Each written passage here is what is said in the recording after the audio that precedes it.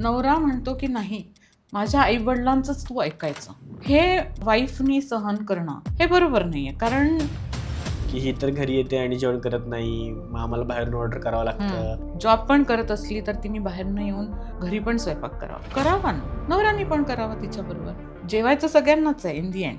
आणि जर सासू सासरे म्हणतायत की नाही आम्हाला सुनेच्याच हातचं हवंय, जेव्हा ती नव्हती तेव्हा तुम्ही काय करत होता? तुम्ही जेवत नव्हता? जेवत होता ना.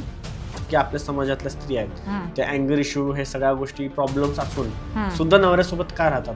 मे बी ती जॉब नाही करत आहे, फायनान्शियली डिपेंडंट आहे, खूप लहान मुलं आहेत, किंवा माहेरी आम्ही तुला काही सपोर्ट करणार नाही, तुझं आता एकदा लग्न झालंय. मुलीचं पण एक्सपेक्टेशन असतं की ह्याने मला मनवावं. बरोबर. तर मग आता तुमच्यामध्ये अबोला जर तोडायचा असेल ना तर काय करायला लागतं? पार्टनरला सांगावं की पहा, मला आता मी अपसेट आहे, मला फार राग आलेला आहे, मला थोडा टाइम पाहिजे, आपण ह्याच्याबद्दल उद्या बोलूया किंवा परवा बोलूया, जोही काही टाइम पिरियड तुम्ही देताय.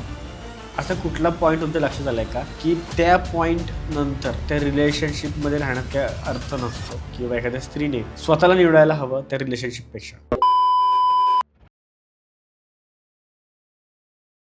ते मराठी पॉडकास्टच्या आपल्या नव्या एपिसोडमध्ये आजचा जो आपला विषय आहे तो आहे नवरा बायको, गर्लफ्रेंड बॉयफ्रेंड हे सगळ्यांच्या रिलेशनबद्दलचा.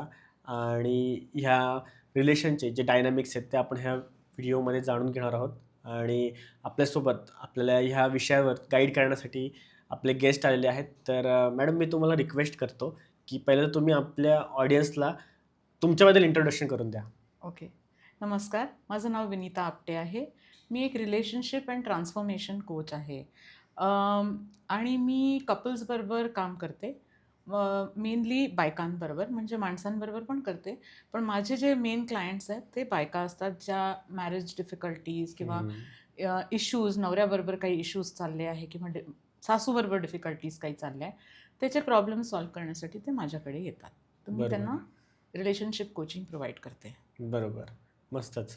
कॉलेज स्टार्ट करण्याच्या आधी मी सांगतो की मी एक बुक वाचलं होतं की set boundaries and find peace म्हणून. तर त्या बुकचा कन्सेप्ट हा होता की तुम्ही लोकांनी ना बाउंड्रीज कुठल्याही रिलेशनशिपमध्ये ठेवायलाच हव्यात, म्हणजे कुठलंही रिलेशनशिप असो. बरोबर. मग एखादं नवरा बायकोचं रिलेशनशिप आहे तर त्यामध्ये बाउंड्रीज ठेवणं गरजेचं आहे का? हो, बिलकुलच. लग्न झालं म्हणजे असं नाही होऊन जात की ते मर्ज होऊन गेले. दोघेही इंडिव्हिज्युअल्स आहे, वेगवेगळे लोक आहेत. आणि बाउंड्रीज ठेवल्याने काय होतं, समोरच्याचाही रिस्पेक्ट राहतो आणि स्वतःचाही रिस्पेक्ट राहतो. आपल्याला आपलं आपले इमोशन्स किंवा आपले चॉईसेस किंवा आपण आपल्या फीलिंग्स आणि डिझायर्स एकदम क्लिअरली एक्सप्रेस करू शकतो समोरच्याला. नाहीतर काय होतं की समोरचा माणूस, समजून घ्या की नवरा बायकोच्या बाउंड्रीज क्रॉस करून तिच्याकडनं खूप साऱ्या गोष्टी एक्सपेक्ट करतो, ज्या त्या करायची गरज नसते पुष्कळदा. की नाही, तू माझ्या आईसाठी हे केलंच पाहिजे, तू माझ्या वडिलांसाठी हे केलंच पाहिजे. हे लग्नाच्या नात्यामध्ये या गोष्टी बाउंड्री क्रॉस करण्यावाल्या असतात. आणि बायको पण कधी कधी असं करते, आणि हे अनहेल्दी आणि हेल्दी रिलेशनशिप्समध्ये दोन्हीमध्ये होतात. पण हा जर पॅटर्न वारंवार होत गेला की नवरा बायकोची बाउंड्री क्रॉस करतो किंवा बायको नवऱ्याची बाउंड्रीज क्रॉस करते आहे, तर हे थोडं अनहेल्दी पॅटर्नमध्ये जातं. बरोबर. आणि जेव्हा मॅडम सगळ्या ह्या गोष्टी सांगतील त्यावेळी सगळे लक्षात ठेवा की त्याला एक पार्ट म्हणून बघा ना, की तेच म्हणून अल्टिमेटम आहे की एखादा व्यक्ती असा वागतोय म्हणजे माझा नवरा असं वागतोय एखादी गोष्ट म्हणजे हा पण असाच आहे किंवा हा पण नार्सिसिस्टच आहे, हा असाच आहे, तसा तसे अझम्पशन नका बनवू. बरोबर. कारण डायरेक्ट कोणाला आपण जज नाही करू शकत. म्हणजे पॉडकास्टमध्ये डिस्कशन हे कदाचित वेगवेगळ्या गोष्टींचं होतं आणि माणसं काय करतात माहिती का मॅडम, की त्याच गोष्टीला धरतात. बरोबर आहे. की मॅडम असं सांगतात म्हणजे असंच आहे आणि माझ्या रिलेशनशिपमध्ये पण असं घडतंय आणि त्या छोट्याशा एका पॉईंटला उचलून स्वतःच्या लाईफला कम्पेअर करा. हेल्दी मॅरेजमध्ये पण, म्हणजे नवरा बायकोची जर रिलेशनशिप हेल्दी, तरी पण लोक कधी कधी अनहेल्दी डायनामिक्स आणतात. ह्याचा अर्थ हे नाही होत की ती अनहेल्दी मॅरेज होतं. आपण पण कधी कधी अनहेल्दी वेनी बिहेव करतो. पण हे लक्षात ठेवायला पाहिजे की तो पॅटर्न जर सारखा सारखा होत राहिला तर ते डिस्फंक्शनल मॅरेज होतं. एखाद वेळा 2 वेळा अशा गोष्टी झाल्या, ह्याचा अनहेल्दी नाही होत मॅरेज. हे आपण सगळेच ॲज ह्युमन बिंग्स करत असतो. आपण पण लोकांची बाउंड्री क्रॉस करत असतो. हो, पण ते डिपेंड करतं की तुमचं रिलेशन किती स्ट्रॉंग आहे, काय आहे. बरोबर. फ्रेंडशिप असो किंवा कुठलंही रिलेशनशिप असो. मग आता तुम्ही जे सांगितलं की अनहेल्दी रिलेशनशिप, तर एका स्त्रीसाठी कुठल्या गोष्टी अनहेल्दी आहेत? हां, एखादा नवरा तिच्यावर संशय ठेवतो आहे, विनाकारण संशय ठेवतोय किंवा जे मी आधी पण एक्झाम्पल दिलं, की नवरा-बायकोचं एक मेन युनिट असतं. फॅमिली युनिट म्हटलं, की नवरा-बायको, पहिले मुलं त्यांची आणि नंतर मग बाकीचे लोकं. आता काय होतं, की खूपदा नवरा म्हणतो, की नाही, माझ्या आई-वडिलांचंच तू ऐकायचं. ही एक गोष्ट जी आहे, जे तुम्ही म्हणतायत, की हे अनहेल्दी पॅटर्नमध्ये येऊन जातं. हे वाईफनी सहन करणं, हे बरोबर नाहीये. कारण जसं तुम्ही हे एक्स्पेक्टेशन ठेवताय, की माझ्या आई आणि वडिलांनाही तू सांभाळायलाच पाहिजे. तुम्ही दोघं सांभाळा आई-वडिलांना. That is not a problem. It's a joint effort made by both husband आणि वाईफ. तर मग ते बरोबर असतं. ही गोष्ट बायकोनी एक लिमिटपर्यंत सहन करणं बरोबर आहे. पण हे पुन्हा बाउंडरी क्रॉसिंग झालं. एखादा नवरा तुमच्यावर जोर जबरदस्ती करतोय काही गोष्टीसाठी, की हे असंच केलं पाहिजे किंवा असंच केलं पाहिजे. किंवा एखादा नवरा म्हणतोय, की नाही तू तुझं फायनान्शियल जे काही इन्कम आहे ते पण माझंच आहे. किंवा फिजिकली फोर्स करून आता आपण एक सीरियल पण आली आहे चिरैया म्हणून. हो. त्याच्यावर पण कन्सेन्शुअल रिलेशनशिप्स किंवा कॉन्सेंट न करता काही फिजिकल इंटिमसी करणं, हे पण बरोबर नाहीये. तर त्यामध्ये असं त्यांचं वाक्य होतं, की मॅरेज म्हणजे लायसन्स नाहीये. हं. बरोबर ना? बरोबर. म्हणजे आता आधी पण मी म्हटलंय, की लग्न केलं म्हणजे तुम्ही कोणाला ओन नाही करत, तुम्ही विकत नाही घेतलंय किंवा बोथ दोघं जण इंडिव्हिज्युअल्स आहेत आणि त्यांचे स्वतःचे राईट्स आहेत आणि स्वतःचे वॉन्ट्स, डिझायर्स, नीड्स आहेत. आणि जर तुम्ही म्हणजे ती बाउंडरी क्रॉसिंग झाली. विदाऊट कन्सेंट जर तुम्ही जोर जबरदस्तीने इंटिमसी मागताय, हं. तर एक तर तुम्ही डिसरिस्पेक्ट करताय. तुम्ही त्यांना आदर नाही देताय तुमच्या पार्टनरला आणि तुम्ही त्यांची बाउंडरी क्रॉस करताय. जेव्हा ते कन्सेंट नाही देताय आणि बाय कन्सेंट नाही देताय, देअर आर खूप सारे रिझन्स असतात. तब्येत बरी नाहीये किंवा मेंटली स्टेट ठीक नाही आहे किंवा खूप फटीग झालेला आहे किंवा अजून काहीतरी प्रॉब्लेम्स चालू आहे आणि हे ॲक्सेप्टन्स पार्टनरने ठेवलं पाहिजे की कन्सेंट नाही आहे तर इंटिमसी आत्ता is not a good idea. बरोबर. आणि आत्ताच्या काळामध्ये अजून एक बघायला भेटतं, की अनेकदा सांगितलं होतं, की बाबा तू घरी येऊन जेवण पण केलं पाहिजेस. एक्सपेक्टेशन असतं, की एखादी स्त्री आहे, तर तिने जेवण करावं. इव्हन काही केसेस वगैरे फाईल केल्या होत्या, की ही तर घरी येते आणि जेवण करत नाही, मग आम्हाला बाहेरून ऑर्डर करावं लागतं. तिच्या आई-वडिलांचं पण इच्छा असते, की आईचं पण म्हणजे सासू-सासरे असतं, त्यांचं असतं, की बाबा सुनेच्या हातचं खायला मिळालं पाहिजे. तिने येऊन करा. त्यांना एक्सपेक्टेशन असतं, की बाबा हिनीच करायला पाहिजे. आई पण बऱ्याच वेळा करते, लग्न झाल्यावर ना जेवण बनवायचं सोडून देते, की आता तूच बनवायला पाहिजे. पहा आता ह्याच्यासाठी खूप वेगवेगळ्या म्हणजे हे पेट्रियार्कल सोसायटी आहे आपली, पितृसत्ता सोसायटी आहे. त्याच्यामुळे ह्या गोष्टी बायकांकडनं खूप जास्ती एक्सपेक्ट केल्या जातात, की तिने बाहेरनं जॉब पण करत असली तर तिने बाहेरनं येऊन घरी पण स्वयंपाक करावा. करावा ना. नवऱ्याने पण करावा तिच्याबरोबर. जेवायचं सगळ्यांनाच आहे इन दी एंड. सगळ्यांना स्वयंपाक करता आला पाहिजे. आणि जर सासू-सासरे म्हणतायत, की नाही आम्हाला सुनेच्याच हातचं हवंय. जेव्हा ती नव्हती तेव्हा तुम्ही काय करत होता? तुम्ही जेवत नव्हता? जेवत होता ना? तर ती आली तुम्ही चौघं जण करा ना मग. सासू, सासरे, नवरा, बायको चौघं जण स्वयंपाक करा मिळून. तिनीच केला पाहिजे हा जो बनवलेला आहे रूल, ह्याला मोडकळीस आणायला पाहिजे. बिकॉज तिने का सगळ्यांचं रिस्पॉन्सिबिलिटी घ्यायला पाहिजे. सगळ्यांनाच जेवायचं आहे ना. मग आणि सगळेच काम करतात तर सगळ्यांनीच मदत केली पाहिजे. बरोबर. आणि हा खरं तर लोकांना छोटा वाटतो, पण हा एका हसबंड आणि वाईफच्या रिलेशनशिपमध्ये खूप महत्त्वाचा मुद्दा आहे. बिलकुल, खूपच मोठा आहे. हो. कारण मुलंही बरीचशी मुलं अजूनही बघतात कारण त्यांच्या आई, त्यांच्या वडिलांसाठी त्यांनी खूप सगळं केलेलं असतं. तर त्यांच्या डोक्यात हे फिक्स झालेलं असतं, की नाही बायको अशीच असते. पण हे बघा तुम्ही तुमच्या आईला जबरदस्ती काही गोष्टी करायला लागल्या. तिने नाही, नाही म्हणून ती पण जॉब करून यायची आणि स्वयंपाक करायची. तिला कोणी विचारलं नाही, की तुला थांबवून बाई मदत करतो मी. तर मुलांना असं वाटतं, की नाही माझी पण बायकोनी हेच केलं पाहिजे. ओके. पण तुमची आई पण थकून यायची आणि ती पण जॉब करून यायची आणि तिला कोणी म्हटलं नाही त्यावेळेला, की की "आई मी तुला मदत करतो" किंवा नवरा नाही म्हणाला, की "अरे बायको मी तुला मदत करतो." तर हे तर मला असं वाटतं, की मुलांनी हे चेंज करायला पाहिजे आपल्या बायकोसाठी, की "तू कर, आपण दोघं मिळून करू." जेवायचं आपल्या दोघांना आहे. हे बरोबर. मी करायचं की तू करायचा हा प्रश्न आलाच नाही पाहिजे. आपण दोघंच केलं पाहिजे. पण अशीच एक केस फाईल केली होती ना, जसं तुम्हाला म्हटलं तुम्ही वाचलं होतं, तर ते आलं होतं की ते कोर्टने सांगितलं की तू स्वतःसाठी तर जेवण बनवलंच असतंस ना, तर तुला काय होतं बनवलं तर जेवण.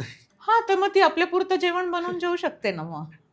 बाकीचे पण म्हणतात, बाकीच्यांनाही जेवायचं आहे ना, मग सगळ्यांनाच हात दिलेले आहेत, तर मग सगळ्यांनी मदत केली पाहिजे.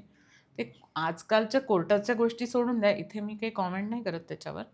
पण लॉजिकली तुम्ही विचार करा, की जर सगळेच जेवता आहेत, तर हम्म, एकाच बाईने का स्वयंपाक करायला पाहिजे? बरोबर. हा प्रश्न विचारायला पाहिजे. आणि चांगलं आहे ना, सगळ्यांनी केलं तर वेगवेगळ्या टेस्टचं सगळ्यांना खायला मिळेल. हम्म, हे की ते नाही? पण आहे. हं. आणि अनेकदा ना अँगर इश्यूज रिलेशनशिपला खूप डिस्ट्रॉय करतात. आणि आपल्याकडे ना असं खूप समज आहे की अरे हा तर असाच आहे. हं, एखादा चिडणारा व्यक्ती असतो ना, तो फार हं. चिडतो. बरोबर. बाकी शांत राहणारे शांत राहतात. शांत राहणारे शांत राहतात आणि चिडणारा चिडतो. हं, हं. आणि समजा एखाद्या वाईफला असं म्हणलं की आपला नवरा थोडा चिडका आहे. हं, हं. सो ती त्याला ॲक्सेप्ट करते असं होतं बरेच वेळा, हं, किंवा समाजात असं दिसतं सगळ्यांना, की हिचा नवरा अँगर इश्यू आहे, पण तरी ती सोबत राहते. तर हं, असं का वाटतं की आपल्या समाजातल्या स्त्रिया आहेत, हं, त्या अँगर इश्यू हे सगळ्या गोष्टी प्रॉब्लेम्स असून हं. सुद्धा नवऱ्यासोबत का राहतात? एक तर अँगर इश्यूज जर नवऱ्याला आहे, म्हणजे काम नवऱ्याला केलं पाहिजे त्याच्यावर स्वतःवर. कारण हे अँगर इश्यूज मला कुठनं येतायत? कारण त्यांच्या तब्येतीला पण ते असर करणार, त्यांचे अँगर इश्यूज. बरोबर. सेकंडली, मी आता एक म्हणजे डिस्क्लेमर देणार इथे, की हे जर पॅटर्नमध्ये अँगर येतोय, की प्रत्येक काही गोष्टीवर बायकोवर राग काढला जातोय, तर हे अब्युझिव्ह मॅरेजकडे जाऊ शकतं. कारण ओके. राग काढणं म्हणजे मला माझे इमोशन सांभाळता येत नाही. आता मी ते तुझ्यावर काढणार. जे माझं डिसअपॉइंटमेंट किंवा मला जे काही त्रास झालेला आहे, ते मी ॲज अ ह्युमन बीइंग स्वतः कसं प्रोसेस करू शकतो, हे जर एखाद्या माणसाला येत नाही, तर तो दुसऱ्यावर हे राग काढतो. आता बायको त्याच्याबरोबर का राहते? खूप साऱ्या गोष्टी आहेत ह्याच्यात. एक तर मे बी ती जॉब नाही करत आहे, फायनान्शियली डिपेंडंट आहे, किंवा खूप लहान मुलं आहेत, किंवा तिला माहेरी आम्ही तुला काही सपोर्ट करणार नाही. तुझं आता एकदा लग्न झालंय, तुझं घर आणि तू. दिल्या घरी सुखी राहा. येस. मग आता ती कुठे जाणार? बरोबर आहे. फायनान्शियली इंडिपेंडन्स नाही आहे, मग घरी जाऊ नाही शकत, माहेरी पण नाही जाऊ शकत. मुलं आहेत, हम्म, प्लस सोसायटी, की बरोबर. आता मी सोसायटीला कसं फेस करणार? आणि डिवोर्स किंवा सेपरेशन इतकी सोपी गोष्ट पण नसते सगळ्यांसाठी. हो, है ना? आणि बरोबर. तुमची स्वतःची कंडिशनिंग कशी आहे, की लग्न हे टिकवूनच ठेवलं पाहिजे. असं जर शिकवण मिळाली आहे, तर खूप साऱ्या बायका अशा माणसांबरोबर पण राहतात. असं हम्म, होतं. बरोबर. कारण की तुम्ही जो शेवटचा पॉईंट सांगितला तो जास्त खरंच महत्त्वाचा आहे, की लग्न हे टिकून राहिलंच पाहिजे. हं. काही इंडियन सोसायटीमध्ये तर आपण तसंच बघत आलोय. कारण ते सोडणं आपल्याला जमतच नाही. अ, त्याच्यामागे पण एक हे आहे. मी आधी पण पेट्रिआर्कल सोसायटीबद्दल बोलली होती. असं नाही आहे, की आणि मी बायकांच्या साईडनी जास्ती बोलते, कारण मी बाई आहे, सो ऑब्व्हियसली. तर आधीच्या काळातल्या बायका लग्न तोडून जाऊ शकत नव्हत्या. त्याचं रिझन हे होतं, कारण त्यांच्याकडे जॉब नाही करू शकायच्या त्या. पैसे नसायचे त्यांचे. सगळं काही ते आपल्या नवऱ्यावर निर्भर असायच्या. हम्म, आता समजून घ्या, एखाद्या नवऱ्याने बाईला रस्त्यावर काढून टाकलं. ना ती माहेरी जाऊ शकली. म्हणजे ती रस्त्यावर येऊन गेली सरळ. हम्म, त्या भीतीच्या मुळे खूप साऱ्या बायका नवऱ्यांबरोबर मारतोय, तो कसाही वागतोय, दुसरीकडे त्याची अजून कुठे अफेअर चाललंय, तरी पण बाई राहायची त्या माणसाबरोबर. म्हणून त्या काळात लग्न टिकून राहायची. आत्ताच्या काळात तुम्ही जर बघाल, तर जशा बायका फायनान्शियली इंडिपेंडंट होत आहेत, हो, ते ॲक्सेप्टन्स कमी झालं आहे, की हे मी सहन नाही करणार. कारण डायरेक्टली फिजिकल आणि मेंटल स्टेटवर अफेक्ट होतो. एखाद्या अब्युझिव्ह लग्नात जर तुम्ही राहिला, तर तुमची हेल्थ आणि मेंटल हेल्थ आणि फिजिकल हेल्थ दोन्ही खूप अफेक्ट होते. हे आता एज्युकेशन पण ऑनलाईन खूप आहे. त्याच्यामुळे बरोबर. पण बायका पण आणि माणसं पण दोघंही समजून राहत, की अब्युझिव्ह लग्नांमध्ये राहण्यात काही अर्थ नाही. म्हणून लोकं आजकाल ओके हम्म. आहेत बऱ्यापैकी डिव्होर्स घ्यायला. मग ते बरेच वेळा असं सांगितलं जातं, की मग हे तर रॉंग आहे. एक प्रकारे आपण जर मॅरेज तोडतोय किंवा हे जे आता सध्या जनरेशन करत आहे. हं, सो ते आपल्याकडे असं रॉंग धरलं जातं, की हे तर तर मॅरेज टिकत नाहीयेत. हं, कदाचित आधी पण तशाच गोष्टी असतील. पण जसं तुम्ही हं, म्हटलात, की हं. त्यावेळेत कदाचित लोकं तेवढी रिस्क नाही घ्यायची, किंवा त्यांना तसं सर्कमस्टन्सेस नव्हते, की ते करू शकत नव्हते तसं. पण आता तसं लाईक सहजासहजी करतायत. हम्म. पण हे लोक रॉंग म्हणून ठरवतात की डिवोर्स करणं हे करणं म्हणजे एक रॉंग ऍक्ट आहे. तुम्ही तर रिलेशन नेहमी टिकूनच धरायलाच कसं ह्याच्यावरच आपण प्रयत्न केला पाहिजे. लोकांना घेऊन बसलं पाहिजे, मित्रमैत्रिणींना आपल्या घेतलं पाहिजे, सगळ्यांनी डिस्कस करून म्हणजे ते तुम्ही चालू ठेवलं पाहिजे. लोक करतात ना प्रयत्न, कोणी पण पहिल्या झटक्यात लग्न तोडण्याचा विचार करतच नाही.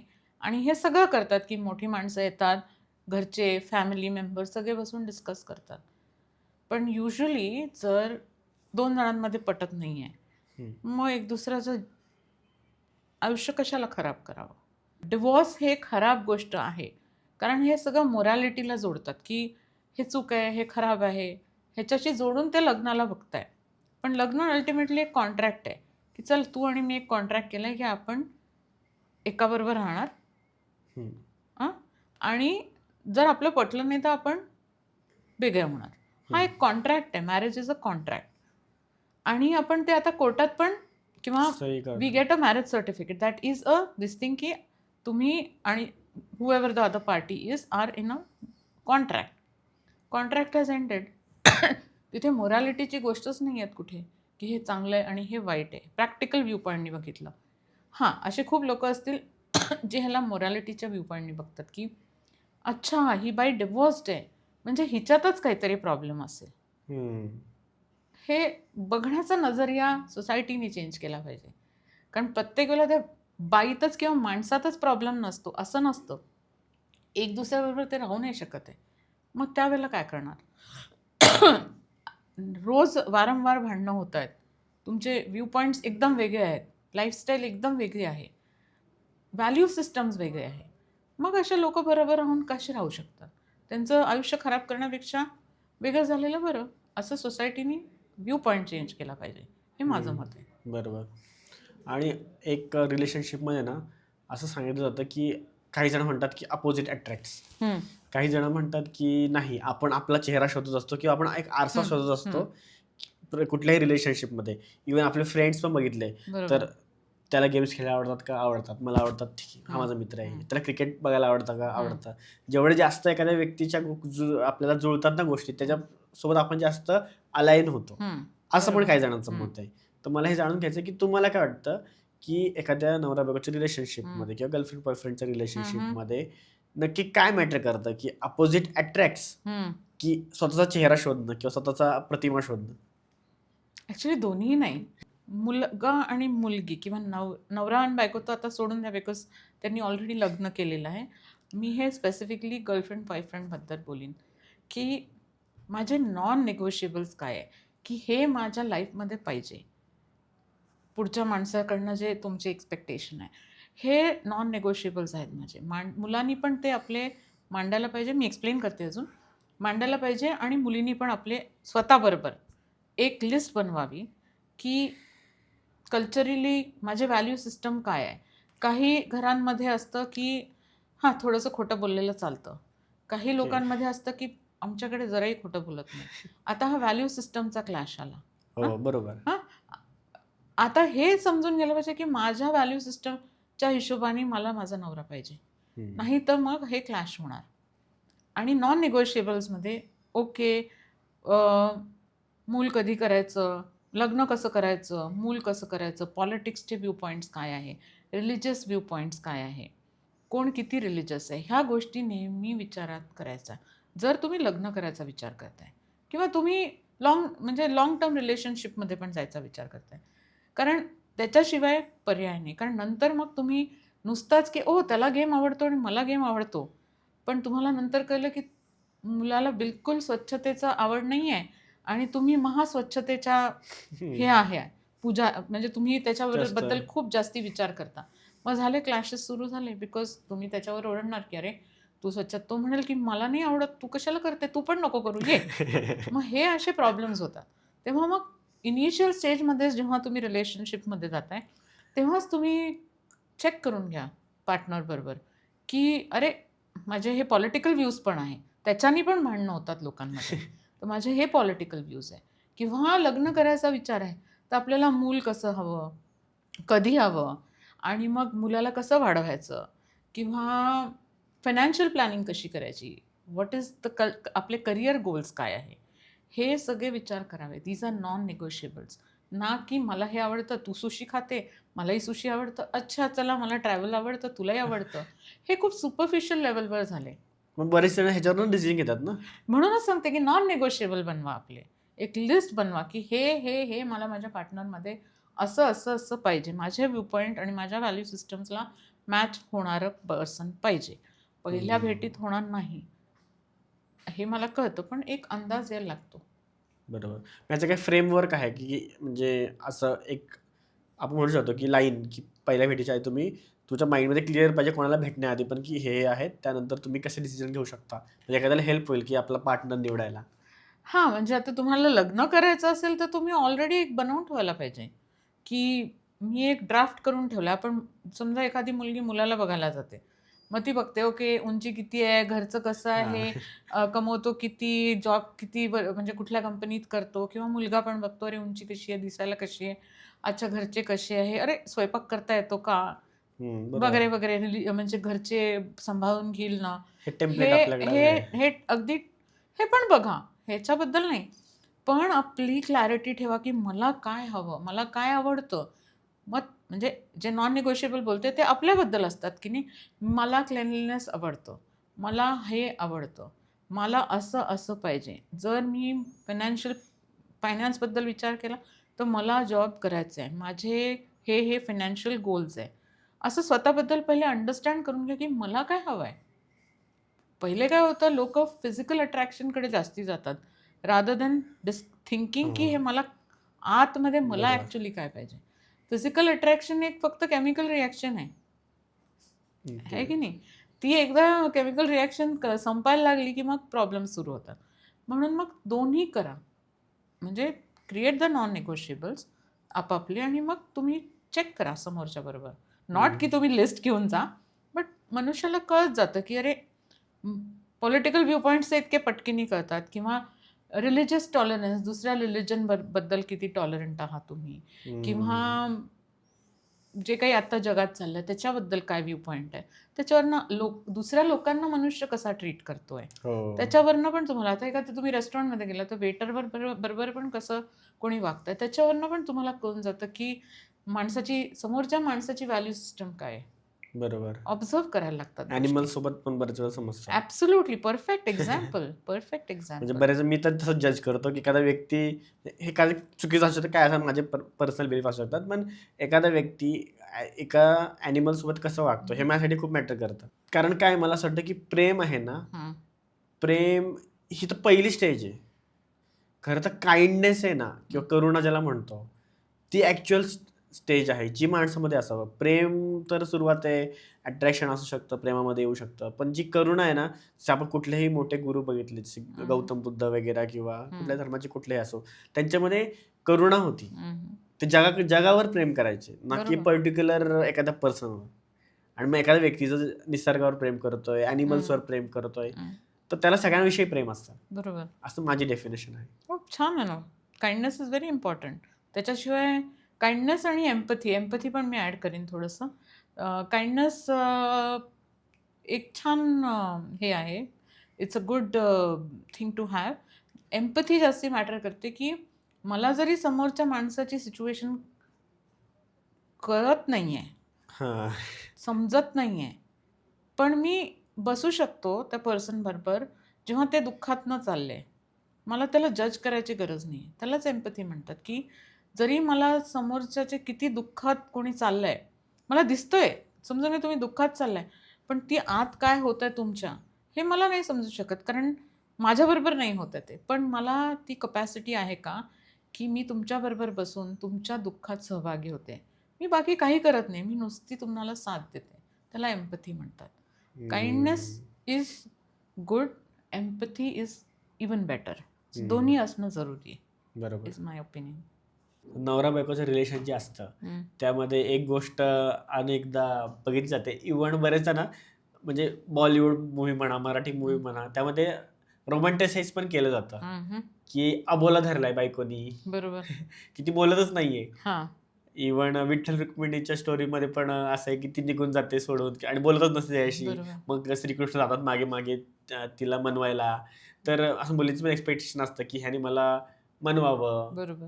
तर मग आता तुमच्या मते अबोला जर तोडायचा असेल ना, हं. तर काय करायला लागतं? पहिलं म्हणजे एक नॉर्मल हेल्दी रिलेशनशिप आहे. पार्टनर्स, नवरा बायको म्हणा, गर्लफ्रेंड बॉयफ्रेंड म्हणा, त्यांचं भांडण झालं. एकाने अबोला धरला. ओके.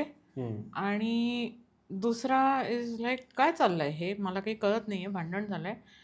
तर मला असं वाटतं की ज्या पर्सन अबोला धरतोय त्यांनी त्या दुसऱ्या पार्टनरला सांगावं की पहा मला आता मी अपसेट आहे, मला फार राग आलेला आहे, मला ओके. थोडा टाईम पाहिजे, आपण ह्याच्याबद्दल उद्या बोलूया किंवा परवा बोलूया, जोही काही टाईम पिरियड तुम्ही देताय, पण त्यावेळेला मग जाऊन परत बोला. कारण ह्याला रिपेअर वर्क म्हणतात की ओके. आता तुम्ही समोरच्याला नाही तर समोरचा असं थांबू नये की आता पुढे काय होणार आहे. आणि त्यावेळेला त्या माणसाला किंवा बाईला जो एकटेपणा जाणवतो किंवा कन्फ्युजन जाणवतं की "म, मी काय असं केलं की ह्या पर्सननी अबोला धरलाय." हो. एक रिजेक्शनची फिलिंग येते समोरच्या माणसाला. जर तुम्ही ज्याच्यावर प्रेम करता ज्याला तर तुम्ही असं वागून त्यांना रिजेक्शनची फिलिंग आणवताय, हे पण बरोबर नाही ना. तर त्यांना सांगा की मला वेळ पाहिजे आणि मग जेवढी वेळ घेतली त्याच्यानंतर जाऊन बोला. ओके. बोला. तुम्ही त्या माणसाला सारखं ह्यालाच येऊ दे माझ्या मागे, ह्यालाच मला मनवू दे, ह्यानीच मला असं केलं तर ह्यानीच मनवायला पाहिजे. हे एक मॅच्युअर रिलेशनशिपची साईन नाही आहे. तुम्हाला काय हं. बोला तोडायच्या वेळेला तुम्ही त्यांना मग नीट चांगल्या मनस्थितीत जाऊन त्यांना सांगा की हे असं झालं होतं, हे मला आवडलं नाही. बरोबर. आपण पुढच्या वेळेसपासनं ह्याच्याकडे लक्ष देऊन नीट वागायचं का? बरोबर. ह्याच्यात काय चेंजेस आणू शकतो?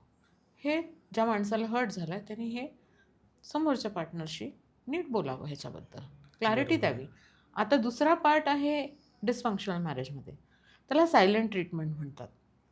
जर एक मनुष्याने अबोला धरलाय, तो अबोला ह्याच्यासाठी धरलाय की समोरच्याला मी कंट्रोल करू शकतो, की आता मी असं मी शांत राहिलो, भांडण झालं, जे काही झालं किंवा बायकोनी माझ्या मनाविरुद्ध काहीतरी केलं, त्यावेळेला अबोला धरला मी.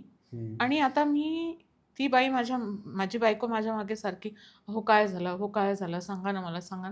मी तिला होय नाही म्हणत, मी तिला नाही नाही म्हणत, मी तिला हे नाही सांगत की मी तुला एक उद्या सांगेन किंवा आपण ह्याच्याबद्दल उद्या बोलू. जेव्हा काही कम्युनिकेशन नाही ठेवत आहे तुम्ही आणि वारंवार तुम्ही अबोला धरता, कारण तुम्हाला पनिश करायचं समोरच्या पार्टनरला. त्याला दाखवायचं की मी तुला हर्ट करणार आहे. आणि कंट्रोल हं. करण्याची ही स्टाईल आहे. अबोला धरायचा म्हणजे बायको ऐकायला लागते. किमान बायकोने अबोला धरला आणि नवऱ्याला कंट्रोल करते. ईदर वे, की आता मी ह्याला पनिश करणार किंवा मी दाखवूनच देते याला. दाखवूनच देते मी ह्याला. या ॲटिट्यूडनी जेव्हा चालू होऊन जातं रिलेशनशिप, तर ते डिस्फंक्शनल आणि unhealthy marriage. This is a unhealthy pattern and this is also abusive. त्याला सायलेंट ट्रीटमेंट म्हणतात. अब्यूजमध्ये जातं ते. ही खरंच खूप खराब गोष्ट आहे, की येस. म्हणजे काही जण त्याला एन्जॉय करतात. म्हणजे कोणचे सायलेंट ट्रीटमेंट देतात हां, म्हणतायत म्हणजे की एक मागं-मागं येणं किंवा हिला येऊ देच आता माझ्या मागे किंवा बोलूच दे. काही-काही जणांना ते मजेदार पण वाटतं, हां, दॅट की या. एवढी मला एवढं तर ते म्हणू शकतो ना, की स्पेशल ट्रीटमेंट. एक ते भांडण झाले ना, कधी-कधी एक तर भीती दाखवतो माणूस, की मी बरोबर, असं काहीतरी करून देईल. बरोबर. काही-काही जणांचं असतं थोडं झालं का लगेच निघाले. नाही हं. आता मग एखादा मुलगा असतो मुद्दामून गाडी घेऊन निघून जाणार फास्ट. मग त्या बायकोला भीती वाटते, की अरे हे कशाला सगळे भांडण. इमोशनल अब्यूजचे साईन आहेत. हे मनुष्य जेव्हा असं गाडी घेऊन फास्ट जाणार, म्हणजे समोरच्याला घाबरवणार किंवा काही-काही लोकं असं पण म्हणतात, की मी स्वतःला मारून टाकेन आणि तुझ्यावर सगळा असे तर एक्स्ट्रीम लेव्हलची गोष्ट करते हो. मी. हे सगळे इमोशनल अब्यूजच्या अंडर येतं हे. हे अब्युझिव्ह थॉट प्रोसेस आहे. जेव्हा एक पर्सन दुसऱ्या पर्सनला घाबरवून कंट्रोल करण्याचा प्रयत्न करतोय.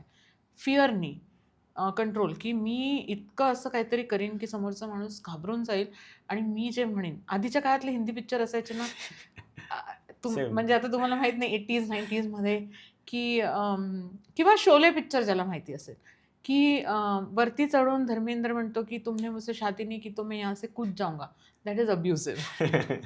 ते खूप हसण्यावरच गेले असतील लोकं, पण इन रिॲलिटी हे फिअरनी कंट्रोल करतोय आणि तो. लोकांना वाटलं, की हे प्रेम आहे. येस. पण ते प्रेम नाही आहे, हे अब्युझिव्ह रिलेशनशिप्सच्या साईन्स आहेत ह्या. तर असं काही तुम्हाला दिसत असेल तर तुम्ही दोनदा विचार करा की ही रिलेशनशिपमध्ये मला राहायचं आहे की नाही, कारण हे पुढे जाऊन मोठंच होणार आहे, लहान तर होत नाही हे. बरोबर बरोबर. हे बॉलिवूडच्या फिल्म्स जसं मी स्टार्टिंगला पण म्हटलं की मराठी फिल्म्समध्ये जसं की हे पोएटिक वेमध्ये सगळं हम्म. लिहिलं गेलं किंवा ह्याच्या सीन्सला तसं सांगितलं गेलं की हे तर खूप मस्त आहे. हम्म. तर ते लोकांना मग तसंच वाटायला लागलं की माझ्या लाईफमध्ये पण रिलेशनशिप हा असा करतोय, म्हणजे त्यांना समजलंच नाही की हे अबिसिव्ह आहे किंवा हे रॉंग आहे किंवा हे बरोबर. असं आहे. उलट त्यांना ते जास्तच इंटरेस्टिंग वाटायला लागलं हो. की उलट चांगले नवरा हे गर्लफ्रेंड बॉयफ्रेंडमध्ये पण फार असतं. स्विच ऑफ फोन करून ठेवतात, फोन उचलत नाहीत, कम्युनिकेशनच बंद करतात काय काय जण तर. हां, ते सायलेंट ट्रीटमेंटचाच पार्ट आहे की मी आता पनिश करणार, समोरच्या पर्सनला मी हैराण करून टाकणार आणि रडवून टाकणार, की आता मी काय म्हटलं की ते पटकिनी मग होच म्हणणार त्या गोष्टीला. हा कंट्रोलचा भाग आला आणि कंट्रोल, तुम्ही दुसऱ्याला कंट्रोल करताय म्हणजे हे अब्यूजच्या डायरेक्शनमध्ये जात आहे रिलेशनशिप. बरोबर. आणि अनेकदा जेव्हा नवरा बायकोचं रिलेशन असतं त्यावेळी आपल्या आपल्यात एक वेळ आपण कधी बोलून जातो हं, की हं. तू अशी हं, आहेस, हं. तू तशी आहेस, हं, तशी आहेस. हं. तर पण हे हं. तिचे मित्रमैत्रिणी कोण आलेत किंवा माझे मित्रमैत्रिणी कोण हं. आलेत आणि त्या सगळ्यांसमोर एखाद्या स्त्रीला किंवा हं. स्त्रीने पुरुषाला हं, बोलणं, हं. सो हे कधी कधी कॅज्युअली घेतलं जातं की अरे, ही तर माझी बायको आहे, हां, काय म्हणजे आला मजाक मजाक उडवण्यात आला. उडवलं हां. किंवा बोललं तर ही तर माझी बायको आहे. हं. पण हे जर रिपीटेटिव्ह सारखं सारखं करत असेल की हं. चार चौघात हं. इथंच हं. मुलं पॅरेंट्स मिटिंगला तसंच, हं. आपल्या घरी पण तसंच सगळीकडं, सो हे किती एखाद्या माणसाच्या माइंडला अफेक्ट करतं. हे तर खूप डॅमेजिंग आहे, कारण तुम्ही डायरेक्ट सेल्फ रिस्पेक्टवर अटॅक करताय कोणाच्याही. आधीच्या काळातल्या तुम्ही हिंदी सिरीज पण पहा किंवा आत्ताच्याही तुम्ही पाहाल, तर नवरे असे बायकोंवर असे आरामात बसून चहा पिता पिता असे जोक मारायचे. किंवा तुम्ही श्रीदेवीचा एक पिक्चर आहे, त्याचं नाव विसरले मी. तिने बरंच मोठं झाल्यानंतर तो काम केलं आणि ती ओके. लाडू बनवत असते त्याच्यात. ओके. आणि तुम्ही पण पाहिलं असेल त्याच्यात. आणि तिचा नवरा असंच बसल्या-बसल्या तिच्या म्हणजे लाडू बनवून विकत असते, बुंदीचे लाडू. तिच्या लाडू बनवण्यावर पण तो असाच जोक असाच करतो. जोक करून टाकतो लोकांसमोर. आणि त्याची पद्धतच दाखवली, की तो ब्रेकफास्ट खातानाही जोक करतोय, मुलांसमोर पण जोक करतोय. तर ही जी स्टाईल आहे, ही आपल्या मूव्हीज किंवा टीव्ही सीरीजमध्ये हे खूप कॅज्युअली ह्या गोष्टी दाखवल्या गेल्या आहेत. बरोबर. त्याच्यामुळे लोकांना असं वाटतं की हे नॉर्मल आहे. ह्याला नॉर्मलाइज करून टाकलंय. पण हे समोरच्या माणसावर एक डिसरिस्पेक्ट आहे, की तुम्ही त्याचे ॲक्चुअली लिटरली तुम्ही डायरेक्ट तुम्ही त्याला अटॅक करताय. इमोशनली त्याच्यावर अटॅक करताय. तर हे रिस्पेक्टची गोष्ट होऊन जाते. एखाद वेळेस माणूस चुकून बोलून जातं किंवा एक अशी फ्रेंड्सबरोबर अशी करता एक गमतीत असं गोष्ट बोलून जातो. वन ऑड वेला आपण कधीतरी सगळ्यांनीच केलं असणार असं. पण हे जर रेपिटेटिव्ह आहे, जसं त्या पिक्चरचं मी तुम्हाला सांगितलं, श्रीदेवी वाला पिक्चर जो आहे, तर तो अब्यूजचा पॅटर्न आहे हा, की समोरचा माणूस तुम्हाला काही लेखतच नाही आहे, त्याच्या नजरेत तुम्ही एकदम तुच्छ आहात. पण तो माणूस त्याच्यासाठी करतो आहे कारण त्याला स्वतःलाच इन्सिक्युरिटी आहे. का आपण दुसऱ्याला का खालती का आणतोय?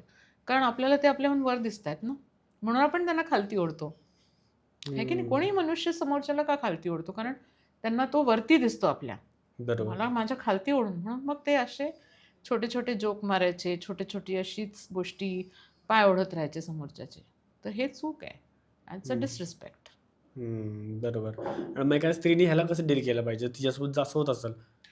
एक तर सगळ्यात पहिले त्याच वेळेला डायरेक्ट ती म्हणू शकते, की म्हणजे हे जे तुम्ही करताय हे बरोबर नाही आहे.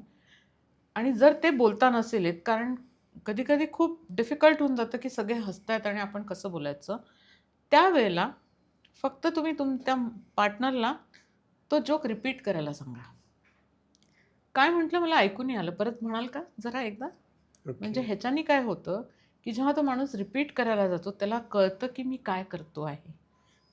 आणि तुम्ही आपलं सेल्फ रिस्पेक्ट पण ठेवता लोकांसमोर. कारण तुम्ही रागाच्या भरात चालल्या नाही गेलाय किंवा तुम्ही दाखवलं नाही की त्यांच्या बोलण्याने तुम्हाला किती अफेक्ट झालाय. अफेक्ट तर होतंच लोकांना. पण ही एक टॅक्टिक आहे, की तुम्ही एकदा विचारा, दोनदा विचारा, की रिपीट कराल का परत? काय म्हटलं परत रिपीट कराल का? असे फ्रेंड्स पण करतात, की समोर तुम्हाला खालती ओढायचं असलं, की असंच जोक मारून देतील, अरे इसका क्या है, उसका क्या है. रिपीट करायला सांगा त्यांना. प्लीज कॅन यू रिपीट, काय हम्म. म्हटलं. समोरच्याला कळून जातं की ते काय करतायत. ही एक टेक्निक आहे. किंवा घरी जाऊन तुम्ही तुमच्या पार्टनरला डायरेक्ट सांगू शकता की हे मला पटलेलं नाही आहे, ह्याच्याने खूप मला तुम्ही मला म्हणजे फिलिंग ऑफ ह्युमिलिएशन आलं आहे, पुढच्या वेळेला असं करू नका. आत्ता केलं आहे तुम्ही, पण मला हे पटलेलं नाही आहे. आता त्यांचा रिस्पॉन्स ह्याच्यावर काय येतो ह्याच्यावर खूप साऱ्या गोष्टी डिपेंड करतात. जर समोरचा मनुष्य म्हणतो की हो माझी चूक झाली, माझ्या लक्षात नाही आलं, मी असा जोक केला. आता हे त्यांनी ॲक्सेप्ट केलं, अकाउंटेबिलिटी घेतली की माझ्या हातून चूक झाली आहे, हम्म. तुम्हाला हर्ट झालं आहे आणि मला आय एम सॉरी, बरोबर. इथे काही प्रॉब्लेम नाही. पण जर तो माणूस म्हणतो आहे की काय मी तर जोकच करत होतो, तू तर खूपच सेन्सिटिव्ह आहे, ह्याला तर असंच लाईटली घ्यायला पाहिजे, ह्याच्यात काय अर्थ आहे, एवढं काही it's not a big serious deal. नव्हता. हम्म. ह्याला काय म्हणतात की आता तुमच्या फिलिंग्सना त्यांनी ग्रँटेड घेतलं. धिडकावून राहिलं की तुमच्या फिलिंग्सला काही इम्पॉर्टन्स नाही आहे.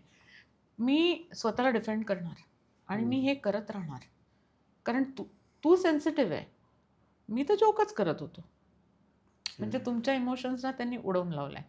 यावेळेला ही सिच्युएशन फार खराब होऊन जाते, कारण आता त्यांना तुम्हाला क्लिअरली कळतं की या माणसाला किंवा त्या बाईला पार्टनरसाठी रिस्पेक्ट नाही आहे. त्यावेळेला ती टेक्निक जी मी म्हटली की विचारायचं, व्हॉट डिड यू मीन, पुन्हा रिपीट कराल, सांगाल का परत काय म्हणत होता बरोबर. तुम्ही. हसायचं नाही त्यावेळेला. हम्म. तुमच्यावर जर कोणी जोक क्रॅक करतायत. रिॲक्शन पण द्यायची लगेच निघून जाणं येस वगैरे. Yes absolutely. बरोबर. पण आता ज्यावेळी ते डिसरिस्पेक्टचा आपण पार्ट बघितला आणि त्या पलीकडे अजून बऱ्याचशा गोष्टी रिलेशनशिपमध्ये असतात की काही जणांना कंट्रोलिंग फार वागतात. स्वभावात मुळात असतो की त्यांच्या हिशोबाने सगळ्या गोष्टी झाल्या पाहिजेत. म्हणजे मला ज्या गोष्टी जशा पाहिजेत ना, शाळेत पोरांना शिकायला टाकायचे तर मला वाटतं ह्या शाळेत टाकायचे तर त्या शाळेत यायला पाहिजे. कुठे फिरायला जायचंय, मला वाटतं कोकणात जायला पाहिजे तर कोकणात जायला पाहिजे. सो हे अशी जण जी वागतात तर त्यांना कसं डील करायचं एखाद्या स्त्रीने. डील करायचंच नाही अशा लोकांबरोबर. कारण तुम्हाला जर दुसऱ्यांना ॲडजस्ट नाही करतायत दुसऱ्याबरोबर, तर मग त्या रिलेशनशिपचा अर्थ काय राहिला. मग फाउंडेशनमध्ये तुम्ही दोघं एकत्र आहात, तर कधी तुझ्या मनाचं कधी माझ्या मनाचं असं झालं पाहिजे.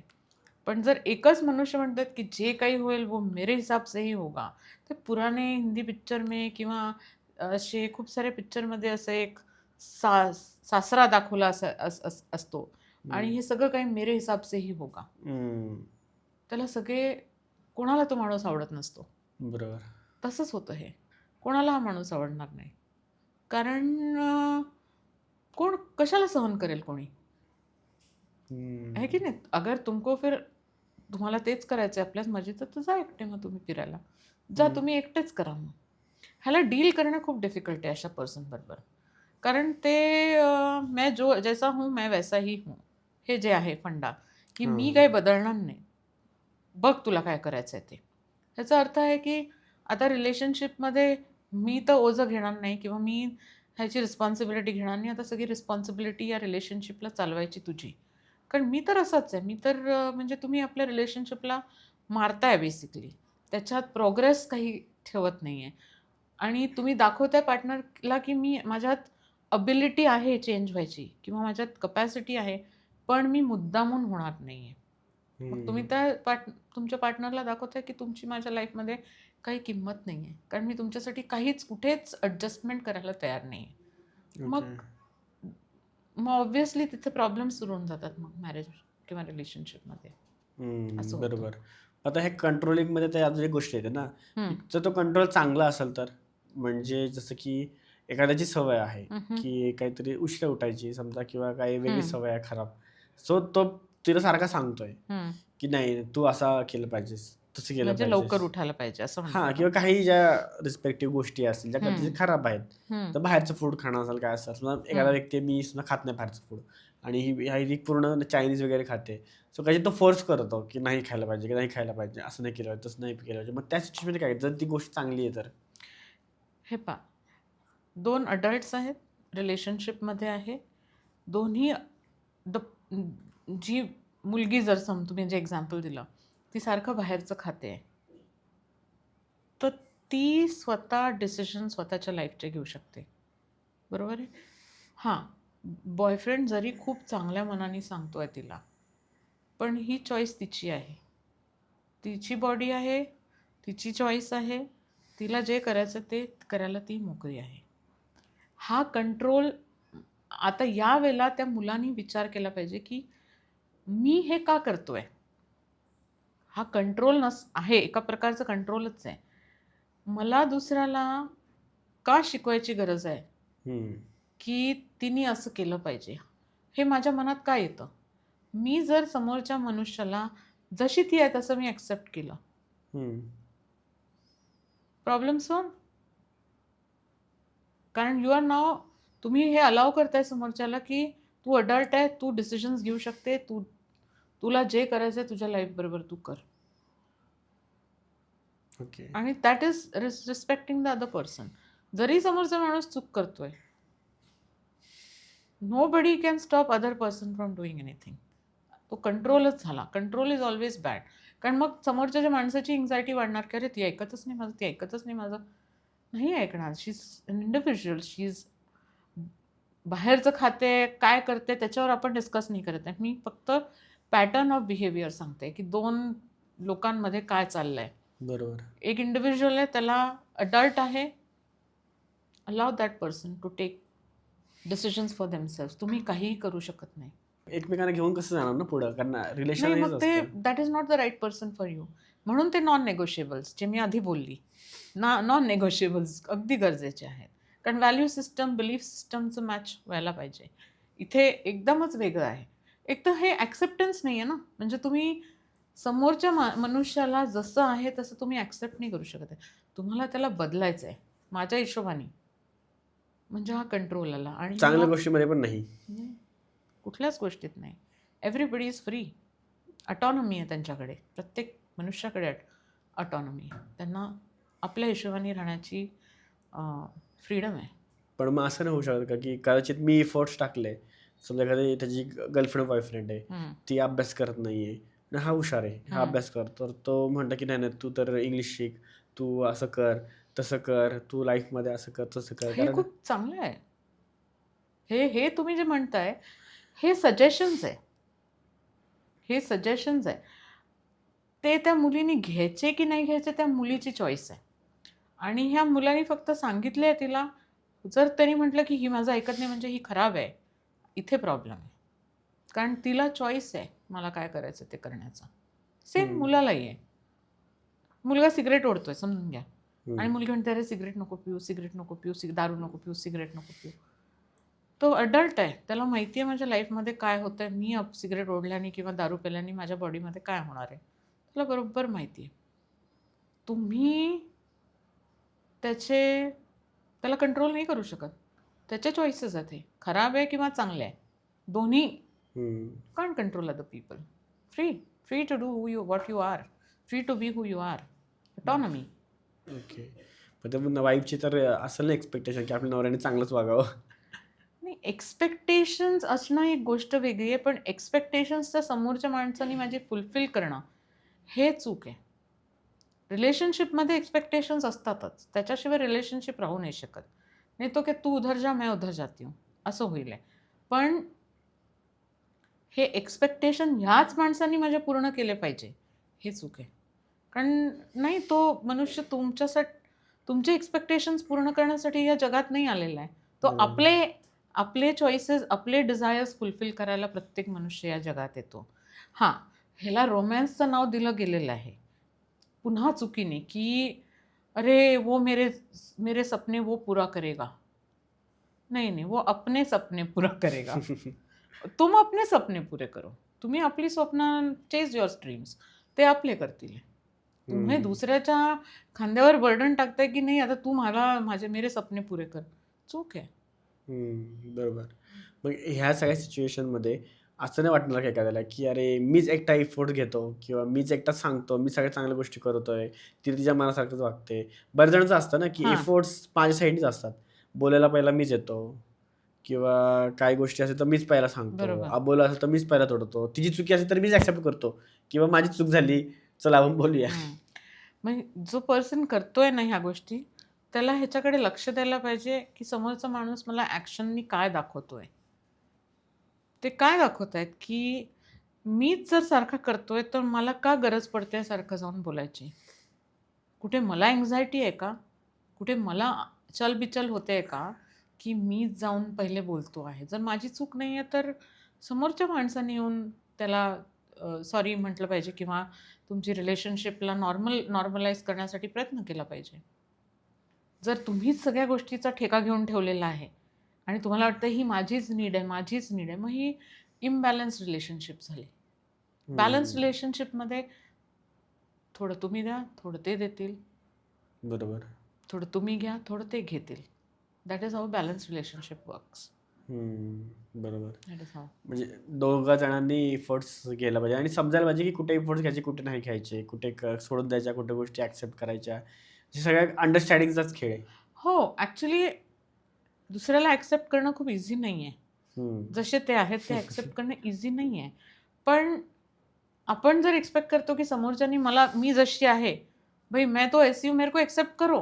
बरोबर. मी प्रयत्न करते चांगलं व्हायचा, पण काही गोष्टी माझ्या काही चॉईसेस आहे, काही गोष्टी करण्याच्या माझ्या ज्या स्टाईल आहे, ते तुम्ही एक्सेप्ट करा. जर मी असं एक्सपेक्ट करते तर मला समोरच्यालाही तेच द्यायला लागेल ना, की हम्म. तुम्ही जे करताय तसं तुम्ही करा. आय एम विथ बरोबर. यू. आणि कुठे त्यांनी तुम्हाला जर इन्सल्ट नाही करत आणि ते आपल्या लाईफमध्ये आपल्या हिशोबाने वागतायत, काय वाईट आहे? तुम्हाला हम्म. आवडत नाही ते जसे वागतायत तो तुमचा प्रॉब्लेम आहे. म्हणजे तुम्हाला स्वतःवर काम करायची गरज आहे, की मी समोरच्याला कंट्रोल करायला का बघते? कारण मला काहीतरी आत होतंय, मला अनकम्फर्टेबल होतंय. म्हणजे मला स्वतःवर काम करणं खूप जरुरी आहे. मग ते रिलेशनशिप मग तो त्याने व्यक्ती सोडून द्यायचं का मग? नाही, मला स्वतःवर काम करायची गरज आहे. मला दुसऱ्याला कंट्रोल करायची काय इच्छा आहे? हे स्वतःवर हीलिंग करायचं. स्वतःच्यावर तुम्ही स्वतःला आत चाचपडा, की हे मी कुठनं शिकले हे करायचं? का मी आपल्या घरी बघितलं आहे, की मला ह्यानी काहीतरी अँक्झायटी होते, की समोरचा मनुष्य असा वागतो आहे, तर मला अँक्झायटी होते आहे. मी त्याला सारखं-सारखं का सांगते, "अगं तू असं कर" किंवा "अरे तू असं कर." का हम्म. सांगते? कारण ही मला अँक्झायटी होते. समोरचा मनुष्य फ्री आहे, जे करायचं आहे. नाही, हेल्दी रिलेशनशिपमध्ये असंच असतं. एक दुसऱ्याचं ऐकतात पण लोकं आणि आपल्या मर्जीनी पण वागतात. It's a balance. असं नसतं की मैं तो अपना ही करूंगी. मी तर फक्त स्वतःचंच बघीन, तू तुझं बघ. तर रिलेशनशिप नाही टिकत. थोडंसं पार्टनरचं ऐकायचं, थोडंसं ते ऐकतील, थोडंसं आपल्या मर्जीचं, थोडं ते आपल्या मर्जीचं. पण ॲक्सेप्टन्स पाहिजे की समोरचा माणूस जर आपल्या मर्जीचं करतोय, तर ते मला काहीतरी त्याच्यामुळे प्रॉब्लेम होतो आहे. मग मला स्वतःवर काम करण्याची गरज आहे. असं तर सगळ्या लोकांचं मग उद्या मग मी कसं चॉईस करू कुठल्या व्यक्तीला? कारण मला अशाशी जर माझा अप्रोच ठेवला कोणी, तर मग अशा कुठल्याही व्यक्तीसोबत मग चालू शकतं, की ते कुठल्याही व्यक्तीसोबत आपण जुळू शकतो. नाही, value system, belief system, non negotiables ते नका विसरू तुम्ही. हे पहा, प्रॉब्लेम कुठे होतो? एखाद्याला तुम्ही चूज केलं. मग नंतर तुम्हाला प्रॉब्लेम येतो, की "अरे ह्याच्यात हेच आहे, त्याच्यात तेच आहे, त्याच्यात बरोबर. तेच आहे, त्याच्यात तेच आहे." तेव्हाची गोष्ट करते मी, की आता तुम्ही जर नॉन निगोशिएबल्सच्या हिशोबाने पण तुम्ही चूज करून त्याच्यानंतरही प्रॉब्लेम येऊ शकतात. आपण ह्युमन बीइंग आहे. हम्म. हां, त्याच्यात पण इश्यू येऊ शकतात.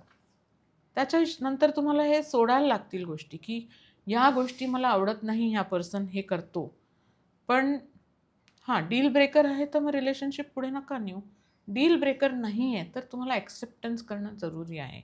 आणि त्या ॲक्सेप्टन्स करण्यासाठी तुम्हाला स्वतःवर काम करणं जरुरी आहे. की हम्म. कुठेतरी माझी पण अँक्झायटी आहे ना, की मला त्या मनुष्याला कंट्रोल करायचं आहे.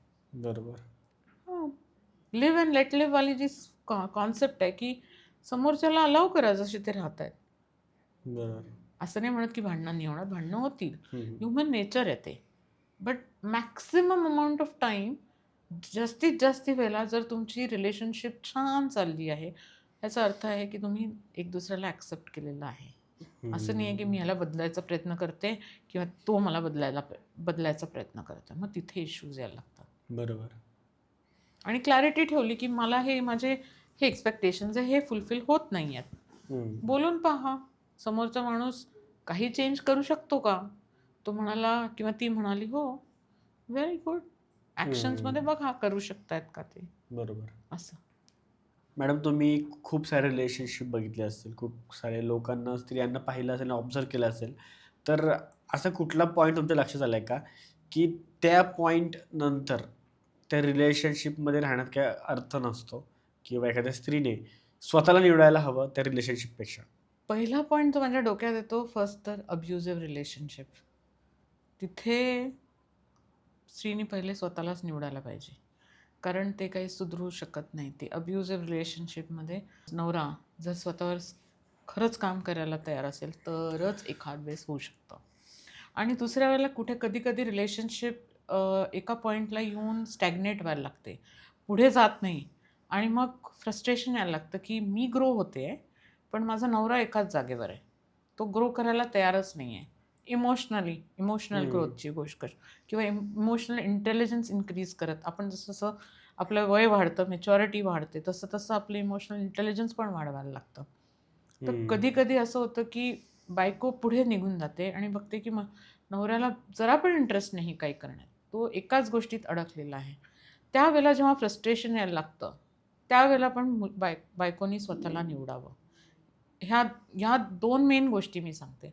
कारण आणि खूपदा असं पण होतं, की माणूस इमोशनली इन्व्हॉल्वडच नसतो लग्नात. He is out. त्याचं दुसरीकडेच लक्ष असतं सॉरी. तर त्यावेळेला बायको एकटी पडून जाते लग्नात. ग्रोथ नाही, एकटेपणा. त्यावेळेला पण तिने स्वतःला निवडावं. कारण नक्की काय लाईफ करतो म्हणजे तो?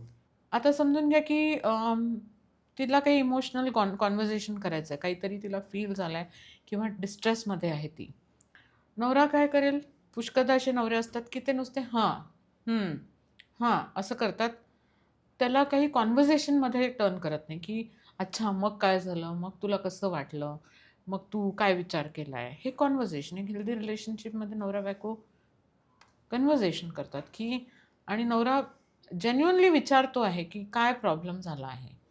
आणि बरेचसे नवरे फोनमध्ये, "अच्छा, हो का?" हे इमोशनल अनअवेलेबिलिटी आहे. शरीराने तुम्ही इथे आहात, मनाने नाही आहे तुम्ही. त्यावेळेला बायको खूप फ्रस्ट्रेट होऊन जाते या गोष्टीसाठी, की इमोशनल अवेलेबिलिटी नाही आहे. माणसाला माझे इमोशन्स पण कळत नाही. त्याला काही काही घेणं-देणं नाही माझ्याबद्दल. You are living like 2 people in the same house. Different काही युनिट नाही आहे. एक अनोळखी माणूस होऊन गेला आपला नवरा. त्यावेळेला बायकोनी स्वतःला निवडावं. डिव्होर्सची गोष्ट नाही करत आहे मी इथे. डिव्होर्स अब्युझिव्ह रिलेशनशिपमध्ये तर नक्कीच घ्यावा. बट बाकीच्या रिलेशनशिपमध्ये स्वतःकडे लक्ष द्यावं. मला काय करायचं आहे? माझ्या काय इच्छा अपूर्ण राहिल्यात किंवा मला काय नवीन शिकायचं आहे का? किंवा मला पुढे काय करायचं आहे आपल्या लाईफबद्दल? कारण जर आपला पार्टनर नाही येत आहे आपल्याबरोबर, तर तुम्ही त्याच्यासाठी नाही थांबू शकत. त्यावेळेला आपल्याला स्वतःलाच निवडावं लागतं. हं. असं. बरोबर. खूप महत्त्वाचे मुद्दे होते. आणि आता आपण ह्या पॉडकास्टमध्ये सगळ्या गोष्टी कव्हर केलेल्या आहेत. म्हणजे अबोला म्हणा किंवा जे आता मॅडमनी सांगितले, की कुठल्या पॉइंटला आपण एक्झिट करायला पाहिजे किंवा स्वतःला निवडलं पाहिजे. तर अशा अनेक गोष्टी आपण या पॉडकास्टमध्ये बघितल्या. पण आता मॅडम जाता-जाता ॲट दी हं, एंड हं. ऑफ द पॉडकास्ट हं, हं. मला तुम्हाला हे विचारायचं आहे, की एक हेल्दी रिलेशनशिप टिकवून ठेवण्यासाठी काय गोष्टी करायला हव्यात? स्वतःवर काम पहिले तर सगळी गोष्ट. सगळ्यात पहिले सगळ्यांनी स्वतःवर काम केलं पाहिजे. काम करणं म्हणजे काय? मला कुठे-कुठे डिफिकल्टीज येत आहेत स्वतःला ॲक्सेप्ट करण्यामध्ये. मॅक्सिमम गोष्टी काय असतात, की समोरच्यामध्ये काही गोष्टी आपल्याला दिसतात, पण आपण आपल्याकडे बघत नाही, की अरे त्याच्यात हा प्रॉब्लेम आहे माझ्या पार्टनरमध्ये. पण ही माझी ॲडवाईस आहे, की माझ्यामध्ये काय चॅलेंजेस आहेत किंवा माझ्यामध्ये काय प्रॉब्लेम्स आहेत ज्याच्यावर मला काम केलं पाहिजे. त्याच्याकडे पहिले लक्ष द्या. हं. आणि हेल्दी रिलेशनशिप दोघा मिळूनच बनू शकते. एक हेल्दी आणि दुसरा अनहेल्दी तर नाही होऊ शकत. दोघांना स्वतःवर काम करायला लागेल. रिस्पेक्ट, फ्रेंडशिप, लव्ह, एम्पथी हे बेसिक गोष्टी आहेत ज्या रिलेशनशिप टिकवून ठेवतात. आणि acceptance of the other person. हं. मला माहिती आहे की acceptance of the other person इतकं सोपं नाही आहे. इतकं इझिली नाही आहे होऊ शकत. पण प्रयत्न करत राहायचा टुवर्ड्स 100%. पण म्हणूनच स्वतःवर काम करायचं. जेव्हा तुम्ही स्वतःलाही ॲक्सेप्ट करतात, की ओके माझ्यात हे प्रॉब्लेम आहे, मला हे जमत नाही, माझ्यात हा चॅलेंज आहे, हे ॲक्सेप्टन्स आहे आणि मग मला इथे-इथे काम करायला पाहिजे स्वतःवर. तुम्ही दुसऱ्यालाही तेच कन्सिडरेशन देता मग. तुम्हाला माहीत असतं की अच्छा हा हा व्यक्ती पण स्वतःवर काम करतोय. तर मग ऑब्व्हियसली एक फ्रेंडशिप आणि एक लव्ह आणि एक अटॅचमेंट राहते मग तुमची एका हेल्दी रिलेशनशिपमध्ये. बरोबर. हे बेसिक गोष्टी असायला पाहिजे. बरोबर, मस्तच. म्हणजे तेच सर्वात कठीण पार्ट आहे ॲक्सेप्टन्स. येस. तो जर असेल तर मग काय बाकीच्या गोष्टी अलाइन्ड होतात. होतातच. बरोबर. बिलकुल. मग तिथं कारण क्वेश्चनच नसतो ना. हो. कारण समोर व्यक्ती जसा आहे तसा मी त्याला ॲक्सेप्ट केलं आहे ना, तर मला त्याबद्दल एक्स्पेक्टेशन आहे, ना बरोबर. त्याच्याकडून अपेक्षा आहे, की कसं वागलं पाहिजे, कसं काय. मला जसा आहे तसं तो ॲक्सेप्टेड आहे आणि त्या माणसाला पण फ्रीडम आहे, बरोबर. की त्याला जसं हवं आहे तसं तो वागू शकतोय. म्हणजे दायऱ्यामध्ये राइट, राहून. राइट. असं. अपेक्षा ठेवू शकता तुम्ही. बिलकुल अपेक्षा नाही ठेवायची अशी गोष्ट नाही करत. नाहीतर रिलेशनशिप टिकणार नाही. हं. पण अपेक्षा फुलफिल नाही झाला तर मग हे रिलेशनशिप खराब आहे. ठीक आहे, नाही मी आपल्या अपेक्षा स्वतः पूर्ण करेन. हां, प्रयत्न करेन. पार्टनर पण माझ्याबरोबर आहे त्याच्यात. नाही आहे तर मला तर आय एम तो फ्री टू फुलफिल हं. माय एक्स्पेक्टेशन्स. माझ्या बरोबर, अपेक्षा पूर्ण करायला. बरोबर. मग दॅट इज बेसिक देन. नुसताच. तर थँक यू मॅडम. तुम्ही आमच्या पॉडकास्टनं आलात आणि लोकांना गाईड केलंत. आय होप की जे लोकं बघतायत त्यांच्या लाईफशी खूप रिलेट होईल आणि त्यांचं काही ज्या गोष्टी असतील त्यामध्ये त्यांना हेल्प होईल, की हा पॉडकास्ट बघून म्हणजे डायरेक्टली तुम्ही जसं स्टार्टिंगला आपण पण सांगितलं, की प्रत्येक सिच्युएशनला तुमच्या लाईफशी रिलेट करू नका किंवा तो मुद्दा आहे असा आणि तसाच माझ्या लाईफमध्ये एक्झॅक्ट रेप्लिकेट होतोय आणि त्यामुळंच असं गोष्टी आहे, अशा गोष्टी करू नका. तर त्यासाठी तुम्ही कन्सल्टंट हायर करा कुठल्यातरी व्यक्तीचा. म्हणजे तुम्ही आधी जाऊन त्याला भेटा. अशा ज्या व्यक्तीला जो त्यामध्ये एक्सपर्ट आहे, मॅडमला भेटू शकता. येस. तर नंतर तुम्ही डिसिजन घ्या, की हे काय नक्की ऑफ सिच्युएशन आहे. कोर्स. कारण कुठली गोष्ट समजून घेतल्याशिवाय डायरेक्ट डिसिजन घेणं किंवा डायरेक्ट तर्कवितर्क करणं, ह्यामुळे पण गोष्टी बऱ्याचशा बिघडतात. बिलकुल. मी बिलकुल अग्री करते हां. याच्याबद्दल. सो म्हणून पॉडकास्टला तुम्ही रेफरन्स म्हणून बघा. त्यालाच तुम्ही अल्टिमेटम आहे म्हणून समजू नका. आणि आवडलं असेल तर नक्कीच लाईक करा, कमेंट करा आणि चॅनलला सबस्क्राईब जरूर करा. कारण जेवढे आपले सबस्क्रायबर वाढतील, तेवढे चांगले-चांगले गेस्ट आपण आपल्या चॅनलवर आणू शकतो. म्हणून चॅनलला सबस्क्राईब करा आणि जाणून घ्या आपल्या लोकांच्या गोष्टी आपल्या मराठीत. फक्त आणि फक्त दी मराठी पॉडकास्टवर.